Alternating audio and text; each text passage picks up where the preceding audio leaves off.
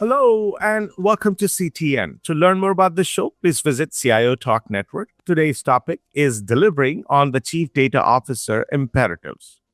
So, a Chief Data Officer is expected to use data to continually improve internal operations, create competitive advantage, align with partners, vendors, and customers, and so much more. But then you talk about data, the availability, the visibility, governance, quality, security, all of those different attributes or areas related to data have to be handled. And they, anyways, are creating a lot of challenges for most organizations and in many environments. Plus, the current business environment is not the most conducive.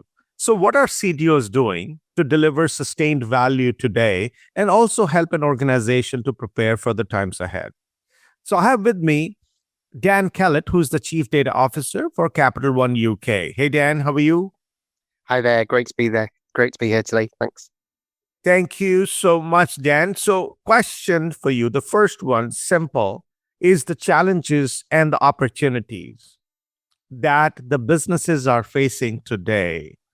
Which ones are those, the ones where you can raise your hand and say, hey, I, as a CDO, or maybe your peers in other companies would say, yes, we as CDOs can help tackle? That's a great question. And I think there's probably three different areas in which I think are kind of the top challenges and opportunities. Um, the first one is all around that end-to-end data flow. And I think if you've got a really strong CDO organization, then a key priority has to be how do you keep data quality high? How do you make it easy and accessible for people to find that data? And then how do you ensure you know it's being used? And thinking about kind of data flow as that end-to-end process really helps make sure that you've got strong, rigorous, well-managed processes that mean you can kind of really stand behind the quality of the data that you're using to make business decisions. A key example for me is regulatory reporting. So Capital One, we work in a highly regulated industry, and a big part of working in that industry is this kind of ongoing reporting that my team's responsible for. If we've got a really well understood data flow that we trust, that we are able to assess against on a regular basis, then we have a lot of confidence in that reporting, and it makes it much easier to actually meet that regulatory bar. The second area, challenge and opportunity for a CDO organization is really helping the wider business understand the art of the possible when it comes to data science, machine learning, and AI. If you have that centralized CDO organization, it's much easier for you to build those strong academic links, and also allows you as an organization to ask educated questions of third parties when it comes to other machine learning applications that you may want to bring into the organization. The third area is actually if you create that centralized team of data professionals, it makes it much easier for you to attract great talent and to provide strong career growth for that team. So a centralized team allows you to move people around, give them the personal development that they're looking for, and really kind of help grow their career in a way that actually leads to their greatest results. So, of course, logically, it makes sense, Dan, that we should have a centralized, not necessarily command and control, maybe more collaborative approach to how CD organization is created. But to create itself has been a daunting challenge for many because they would say, oh, the CD organization should sit under the technology, or people are sometimes mixed up. Other times they say, no, we cannot let it stand alone because of many reasons, which we can't even get into today. So, how does an organization even decide? While you said there are benefits from CD organization that are so obvious, but then why those challenges and how to tackle so you get to structure your organization in a way for you to create the most value? Yes, and I think there's all kinds of models that you could take in terms of whether you have a centralized team, decentralized functions, whether that team reports into your CTO or your CIO or even your chief marketing officer. And there's kind of pros and cons for all of those. But irrespective of which structure you choose, one thing remains for me, which is unless your organization, your data organization is focused on how do you directly influence the business, then it's really going to struggle to succeed. And a big focus for me and my team is how do we make sure that we are really focused on the things that keep our executives awake at night, that are going to move the needle on business results, that are going to provide insights or open up kind of new segments of the market. And so I think that's how you do it, irrespective of how you want to structure your team and where you want to report that team up to. It has to be focused on how am I really optimizing the value that I get from the data. Now, there may be many priorities that you may have come up with as you understand where all you could create value. But then, frankly, business would, because they are thinking of CD organizations should be existing in there, they must be having some priorities that they would put on you. And there could be many in quantity and could be variety, which could create overwhelm and also conflict. So, and then and because of that, they could become very daunting to tackle. So, if you were to think about a few, which one would top the charts? There are plenty of conflicting priorities, and I think that's a key part of the CDO role. Really, I think the first and one of the biggest for me is how do you balance the prioritization of short-term wins, which allow you to keep momentum and build the influence and impact of the data organization, against that long-term strategy of where you actually need to go as an organization. If you get that balance wrong, either way, I think that can lead to failure. If all you do is focus on those short-term wins, the urgent pieces of work, then I think that helps the business, but it doesn't necessarily give you enough time or thinking to make those big steps that you might need to go to the next level. Equally, if you spend too much time on that longer term strategy, then you run the risk of questions being asked of, hey, this is an expensive data team. What am I getting for this? And so really kind of having that balance of those short-term wins with the long-term strategy delivery, I think is a key challenge for CDOs. The other one that I think is useful to talk about is another balance. And it's really kind of how do you balance the expectations of what is sold of being possible with the real world realities, and especially when this comes to machine learning and AI. Now, there's two angles of this. One is from an academic purity perspective, a new algorithm could be sold as solving all your problems. But until you've experimented with those algorithms on real world data that reflect kind of some of the weird foibles that you might have in kind of the real world, you're not going to know whether that's going to work. And equally, there's a huge amount of AI hype spin that builds potentially overly aggressive promises around what AI can deliver. And so as a CDO, I think one of your key jobs is kind of how do you temper some of those expectations whilst continuing to use that appetite and buzz to deliver against what the business needs. Now, when you are referring to the different things that you have as conflicting priorities and you're supposed to lead the charge, but frankly, these people need to follow you or support you. So you got business leaders from management, you got business unit leaders, the executive management, the business unit leaders, the business users, and then your own team.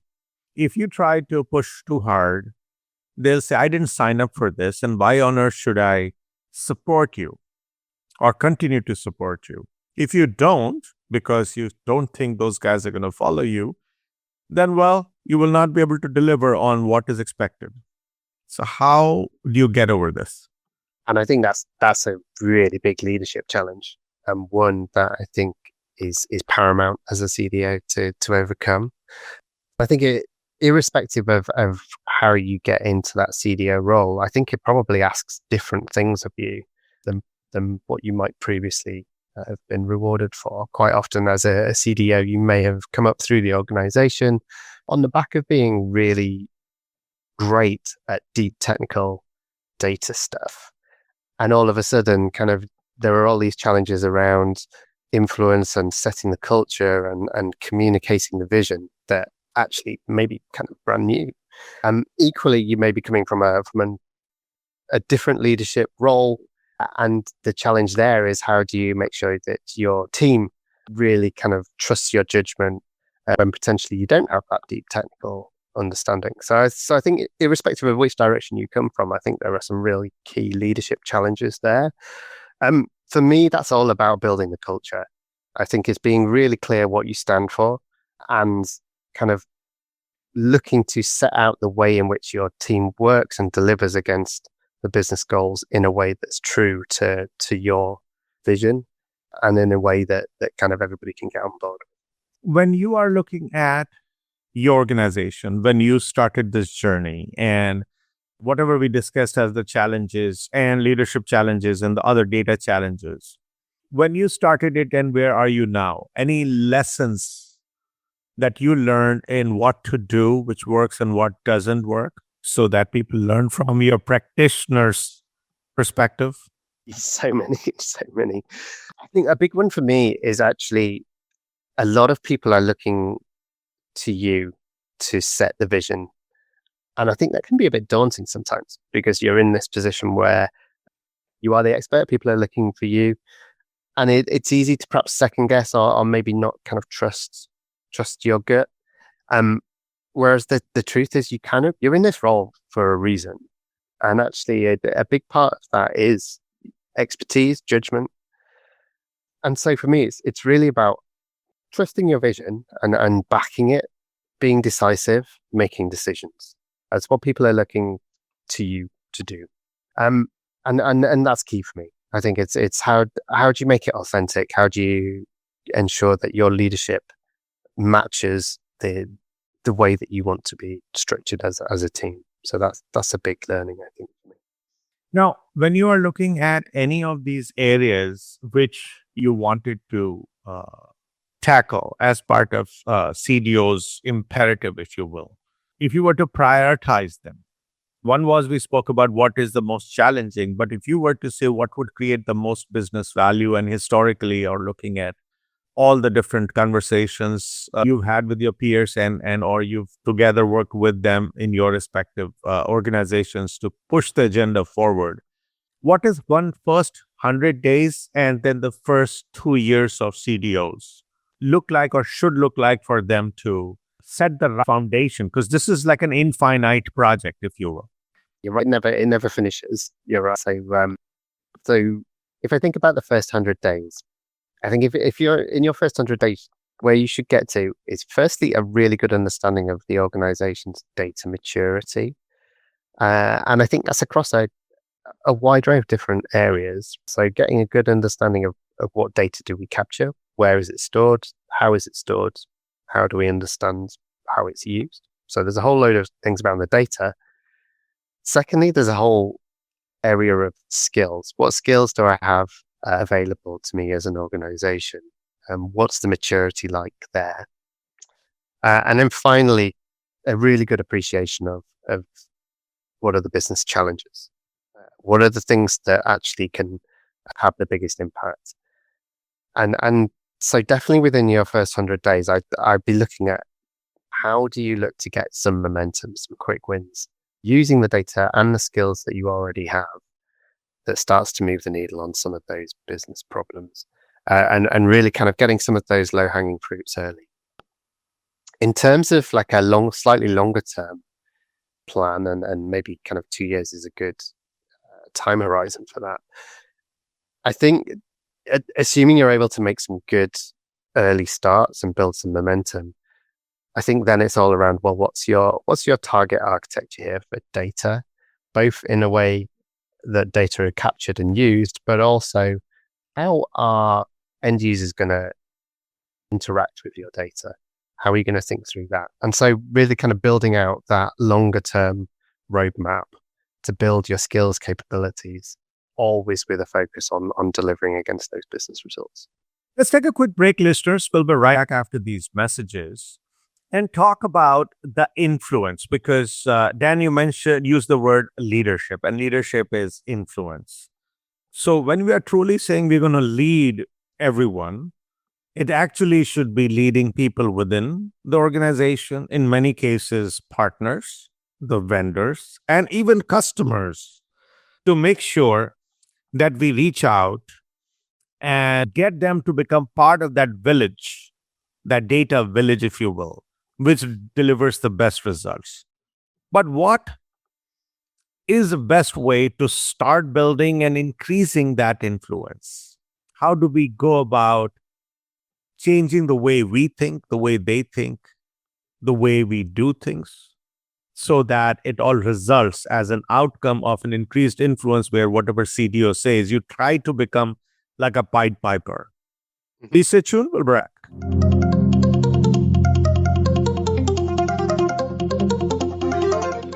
Today, enterprise technology is both strategic and global. Each week on CTN, CIO Talk Network, IT thought leaders from around the world share their experience with listeners as they discuss with Sanjog Aul how they are trimming costs and partnering with business to innovate and help IT become more competitive, better care for customers, and improve the corporate bottom line. If you want to keep up with IT thought leadership, listen to CTN, CIO Talk Network, with Sanjog Aul at CIOTalkNetwork.com.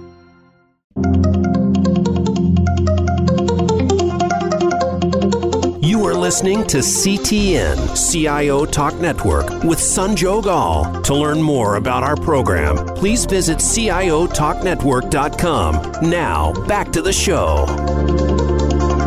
Welcome back. So, Dan, it's lovely to think that a CDO can become a Pied Piper, right? Yes. And it's I would not even call it a dream, because any leader, if you show your leadership chops, you don't become a leader, other people make you one. So what would you do? What seeds would you sow? What leadership and other attributes or traits would you demonstrate, which would get all of these people to look up to you to say, tell us where you would like to lead us? Definitely. So I think underlying all of this is how do you think about a strategy so that you're growing that recognition around the importance of data in the organization? And that's how I think you start to really influence the direction.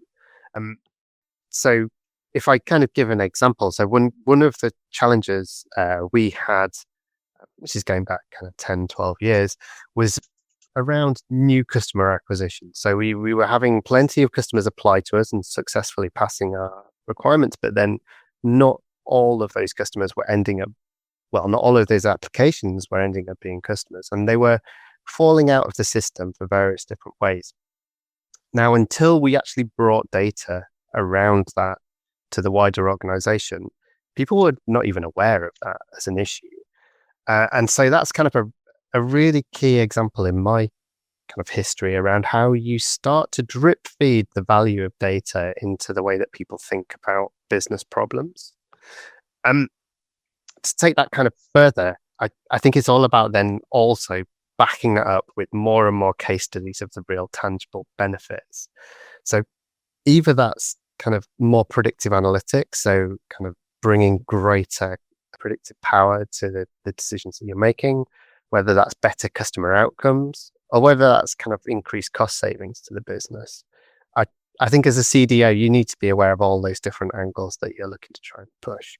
Now, the influence, I think, comes from having really strong networks. And I think as a CDO, you need to be spanning the whole of your organization, building those networks with each of the key stakeholders so that they see you as a partner rather than someone who's going to come in and trying to steal some of their responsibility or results. And so kind of that partnership and network building, I think is one of the biggest things you can do. Now, just because you get started on this journey, and you could be new or you could have moved internally to this role, whatever the situation could be, what other type of support and or championing or someone standing by your side to say, hey, folks, this person requires support from you. Do you think that is needed, or you could come in and make your mark without an issue? I think you definitely need cheerleaders and support. I think, for example, if this is not an important thing on the board's agenda, then I think you're always going to struggle. So I think you do need to make sure you're building a network of cheerleaders and support. And different areas of the business will have different appetites for how much they engage. I think a key challenge is finding out those cheerleaders quickly, using them to kind of build those key case studies and really kind of getting the momentum. When we are looking at innovation and we're looking at resilience, and also we're looking at agility, these are not just buzzwords, but these are the imperatives when you think about executive management, how they want their business to run. This is supposed to happen in a predictable manner. And for that, you need to bring some sort of policies, procedures, organizational structures to make it all happen. Now, first question is, what would that formula look like? Or what variables that we need to pay attention to, because it might change because of the way the organizational itself is structured, etc. But secondly, what things can jeopardize or pose risk to you creating that optimal setup to support what organization wants you to do? And I think for me, this is one of the key reasons for having a centralized data function is the ability, and it makes it easier for you to balance those things, the agility, the innovation, and the resilience. I think if you're able to bring the prioritization and allocation of resource against projects into a centralized team, then it's much easier to build the case for innovation projects, for example. I think if you have a decentralized data team, there's a real risk that they are continually focused on the urgent delivery. And the risk there is that you're not pushing the future direction. You're not allowing that innovation to flow. Now, I guess the alternative argument there is, how do you ensure when you've got your centralized team that it doesn't become detached and it continually chases pet projects and innovation?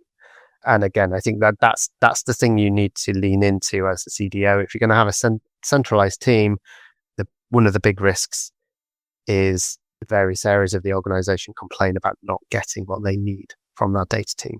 So again, I think that's about networks and relationships, and how do you kind of build those things so that hopefully you can keep that tension where everybody's comfortable, they're getting what they need from the data team, but also the data team has time to be able to push what's next. Well, the organization might expect a whole lot from the CDO, but how do you, or rather not how do you, let me ask the question differently. How much support is typically a CDO given so that they can deliver, versus asking the sun, moon, stars, and the kitchen sink and giving them pennies or not giving them the support they require? That's a really important assessment for any CDO to make, I think, especially if you're moving into a new organization or a new structure, is how much backing is there really behind the aspiration? Because I think it's very easy to state that you have an aspiration to build a data center of excellence or some really deep predictive analytics, or you have a lot of store in the power of data. But how are you backing up that aspiration? What's the structure? What's the investment that sits behind it?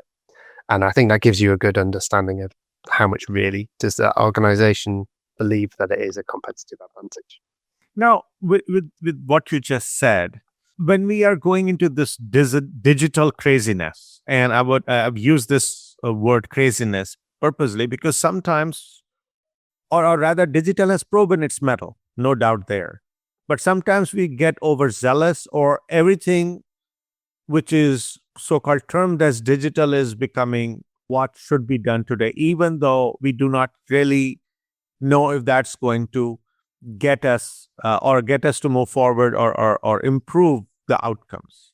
So when we have this overzealous digital fever, if you will, or people with digital fever, and also when we are saying it's digital, we are still learning. We are still students in most organizations. We are also trying to elevate what digital means and how much we can do with it. What does that do to your org and to your role? Does it make you cringe? Do you get excited by it? What is the state of mind, and what are you doing to tackle? Because anything which is stretching beyond what seems normal is a source of stress and not joy. It doesn't have to be. I think there's opportunity, and I think that for me, there's a couple of things. One is anytime there's kind of new development, as a data leader, you need to be in those discussions early. I think quite often the reason why some digital strategies fail is that the data strategy is almost an afterthought. And the real risk is that you deliver a great product and then you get to the end, and because the thought hasn't necessarily been put in around what's your effective and efficient data governance, and how are you going to understand whether this product is working, hasn't been done, then you're always kind of running to catch up. So I think engaging the data function early is really important. And equally, that's not purely on the digital team, that's on the data team as well, to make sure that they're aware of what's happening and get into those discussions. The other part of that is, as a CDO, you need to be great at articulating trade-offs. You are never going to get to the point where the delivery covers everything you want from a product perspective, everything you want from a digital experience, everything you want from a data and analytics. There will be trade-offs that you need to make. Now, I think the key there is not sleepwalking into those trade-offs. So, business partners may want everything by tomorrow, but I think as a CDO, you need to be really great at educating about those risks, trade-offs, and costs to have a much more balanced discussion around, do you want this tomorrow, or do you want this version of that next week? There are organizations which always try to create breathing room so that you can think straight, you can think beyond what you're doing. You're working on the business versus in the business. With so much put on your plate as a CDO, and I'm sure accordingly on also your team's plates, how would you ever grow and evolve as a group? And if you cannot, and you recognize it, how do you create the breathing room? You're right. It's a real risk, I think, actually, and perhaps exacerbated even further over the last 2 years as we've been working through the pandemic. How do you make sure that it's not all about that urgent, what we need today mentality? One activity that I kind of went through probably about a year ago was to do a bit of a diary audit and to think about the types of work that I think make a successful CDO. And I think broadly, I ended up with 6 or 7 different categories of different types of work, whether that's kind of making key decisions, whether that is more of your kind of run the engine work, whether that's personal development, or whether that's kind of building my network. I think there were about 6 or 7. And I worked out kind of broadly, what do I think a successful CDO looks like in terms of percentage of time? And then I looked at what my diary was actually like. And perhaps unsurprisingly, there were some big differences. I was definitely not spending enough time in some of those forward-looking areas around personal development and building the wider network and looking at the strategy. And And so I took that as the opportunity to be really intentional around the way that I plan my diary and the way that I spend my time. And I would definitely recommend that to everybody as a way to think about it. It's something I talk to my team about, and it's something that I kind of try and keep track on a regular basis. So while So what you do for yourself, that is commendable, because you became intentional about it. But when you talk about your team, they'll say, yeah, whatever, Dan, you tell me that, okay, you want a breather, but you've loaded me up with 20 projects. It's true. And you have to think about that, because I think it's what kind of organization and culture do you want? Do you want purely a delivery shop that is just working on whatever the next challenge is? As soon as that goes out, move on to the next thing. Or actually, are you trying to build this center of excellence, this community of data professionals? For me, I would rather build the second. For me, that's about a center of excellence. And I think what you have to do as a CDO then is provide some of the air cover that means that your team feel empowered to be able to do some of that personal development. Now, whether that is by the way that you assign work, whether that is the way that you open up opportunities to work on different areas or in different roles, whether that is making sure that individuals have their own career development plans and time set aside for building some of those skills. There's different approaches there. But I think as a CDO, you have to decide, is that important to you? And if so, you need to provide that air cover. Let's take a quick break, listeners. We'll be right back. And since we started talking about the people side of it, let's continue that discussion. Talk about the processes and people-related issues that require CDO's attention today. Which ones are those, the not so obvious ones, which, when encountered by the CDO, need to be tackled? Otherwise, they will be unable to or not be able to do things effectively for what they're trying to do. So what are they? What are those challenges related to people and processes? How are they being handled? And where have we won the battle and where we are still struggling? Let's explore all that. We'll be back. Please stay tuned.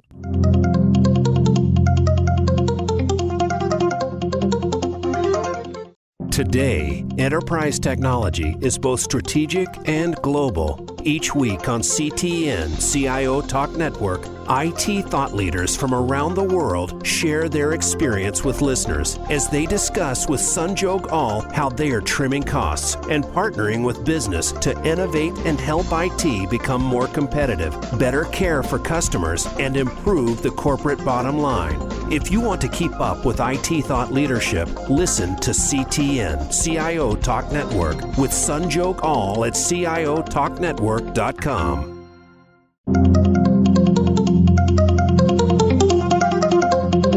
You are listening to CTN CIO Talk Network with Sanjog Aul. To learn more about our program, please visit CIOTalkNetwork.com. Now, back to the show. Welcome back. So people is an interesting area. So we continue to deal with it. So let's talk about people and processes. And if you were to itemize, let's start with the processes or maybe we start with the people and then we talk about the processes-ish. Maybe a couple of those for each, which you feel you've always, when you're coming to the office, you have them at the top of your list. Let's start with the people side. So a couple of kind of key areas for me. Firstly, there's a lot of discussion around the skills gap when it comes to data. And I think my position on that is more around, I think it's still quite daunting for people to take those first steps into data and data analysis. I think there's a relatively small population of really great data professionals, and then it does feel like there is a bit of a gap. And so I think there's a responsibility on the CDO to think about how do you offer support and move more towards a bit of a self-serve model for maybe 90% of the data uses of your organization.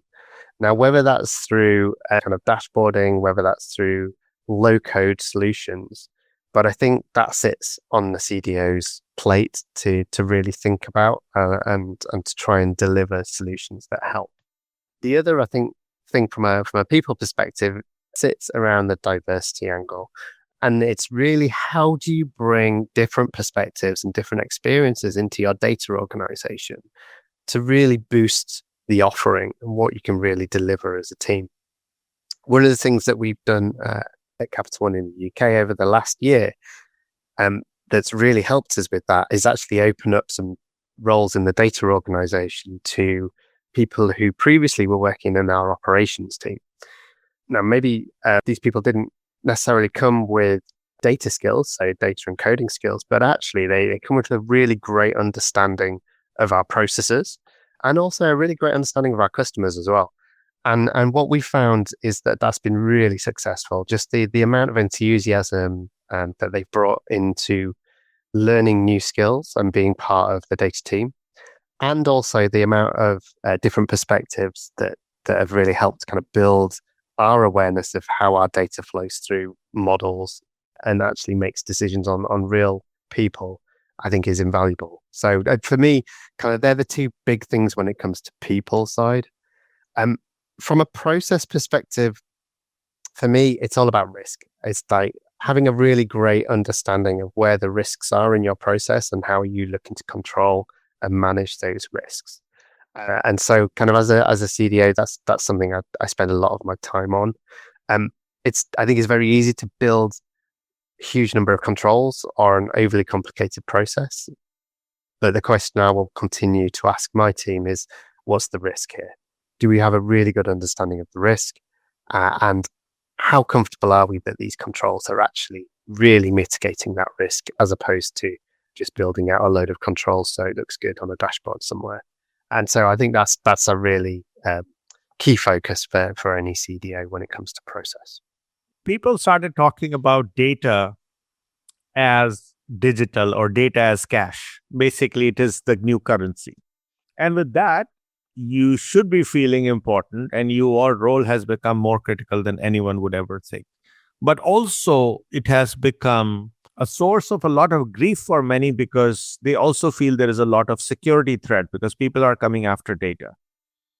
So while you own this whole data domain, to what degree are you able to do things fundamentally within this domain so that security people who are supposed to work with you are not doing damage control because of the way it is structured, the way it is stored, et cetera, that it leads to vulnerabilities. And the key there is the building of relationships. And I'd say we have really strong ties with our cyber team, for example, and our data risk team. And everything we do, I think, is underpinned by taking their advice and working within their constructs and structures there to make sure that our data is kept secure. It's deleted when it needs to be deleted. It's used in a way in which it's agreed and designed for. And I think the key there is that relationship. Everybody, I think, is trying to aim for the same outcome here. And so kind of building the strong networks and the relationships mean that actually you're all pushing in the same direction.